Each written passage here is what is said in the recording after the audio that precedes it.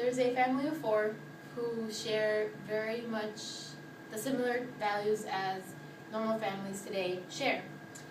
They value their children's education, they want better education for themselves, they want better paying jobs, and overall, just in general, they want better opportunities for themselves and their families. If you think about your own family's values and traditions, they're pretty much the same as theirs. The only difference with them is that they're here from Mexico.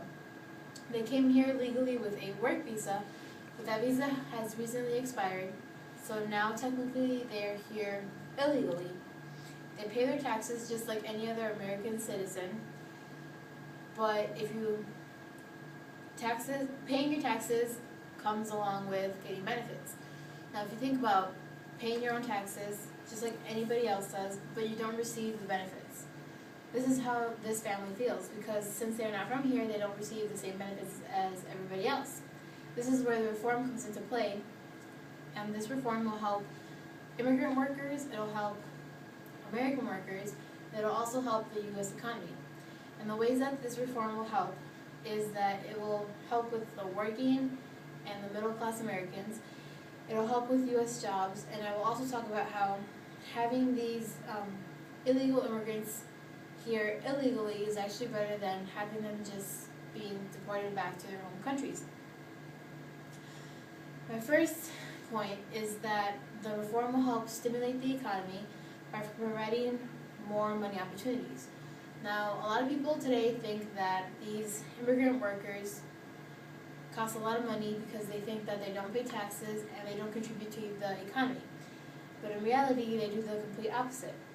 A lot of these immigrant workers work here illegally, either by being paid under the table or they use a Social Security that is not theirs.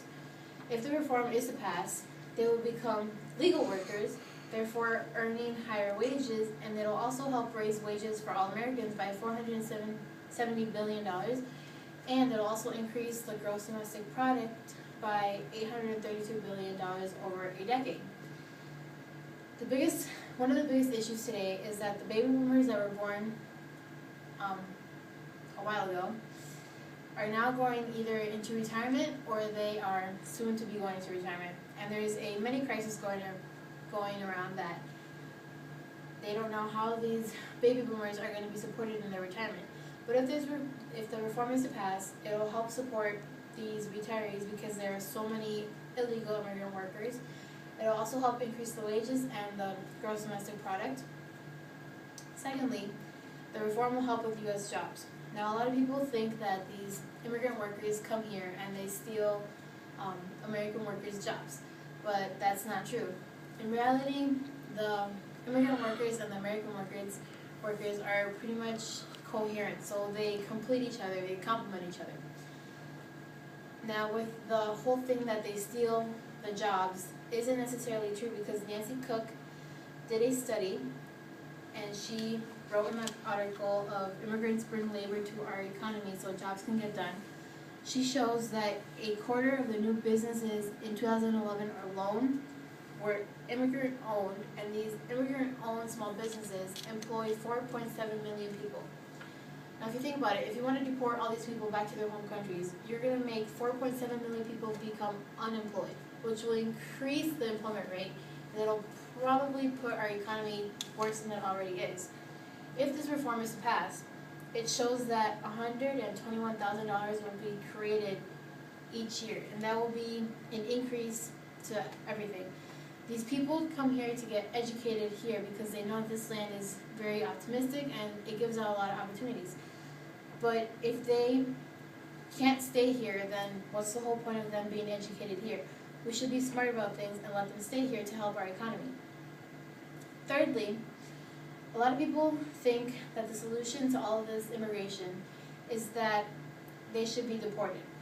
Now, the Federation for American Immigration Reform shows that the annual cost of illegal immigration comes out to be $113 billion. But the Center for American Progress appeals that and says that a mass deportation would be $206 billion to $230 billion over 5 years. If you weigh the numbers, $113 billion to keep the immigrants here illegally, just as they are, and $206 billion to $230 billion to deport all of them back to their home countries, which one costs less? The $113 billion, of course.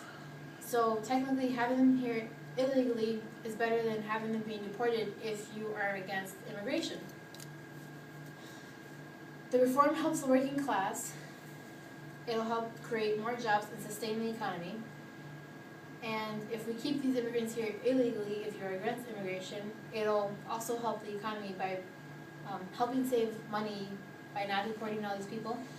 A lot of families, like the one I told you about earlier, have the same situations in their daily lives. They kind of sometimes give up, but they know that paying taxes is what they should do because they believe that they're American citizens, even if they don't have a paper to prove it. And America tends to shy away from facing all these problems, but we need to address and accept the fact that the face of America is changing and that the reform will help all of us and it'll benefit the nation.